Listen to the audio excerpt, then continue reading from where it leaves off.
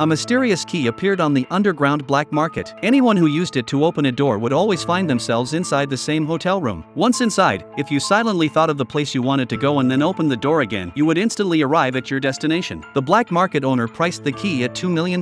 A buyer wanted to test it first. The owner assembled a small wooden door and inserted the key into the lock. Sure enough, the door revealed a hotel room inside. The buyer was stunned by the sight. During the transaction, a group of people suddenly burst in. They were also after the key. A firefight broke out over it. By the time the police arrived, the owner and the buyer were dead, and one employee had escaped with the key on them. Detective Miller, however, didn't yet know what the key could do. He asked the employee what had happened in the store. The employee said a group of people had entered and killed the owner and a customer, and that he had taken advantage of the chaos to escape. But then, suddenly, he shoved Miller to the ground, grabbed the key, and ran out. When Miller chased him, the employee had disappeared. Footage from the building's surveillance cameras showed the employee opening a door with the key, then vanishing apparently into the police station itself. After his shift, Miller went home, still puzzled. Suddenly, the employee burst out of his storage room, severely injured, and handed the key to Miller, saying it could open any door. Then the employee stopped breathing. Miller called his colleagues to help handle the scene, but the employee's words had sparked Miller's curiosity. He went to the storage room, inserted the key into the lock, and opened the door. To his amazement, it led to a hotel room. Stunned, Miller closed the door, silently thought of the beach, and opened it again, instantly arriving there. Then he thought of home, opened the door, and indeed returned home. Later, Miller took his daughter to the hospital for a follow-up. There, he noticed two men arguing. One man pulled out a card and tapped the other on the head. In an instant, the second man disappeared. Miller chased the man to ask what had happened, but the man tapped Miller on the head with the card.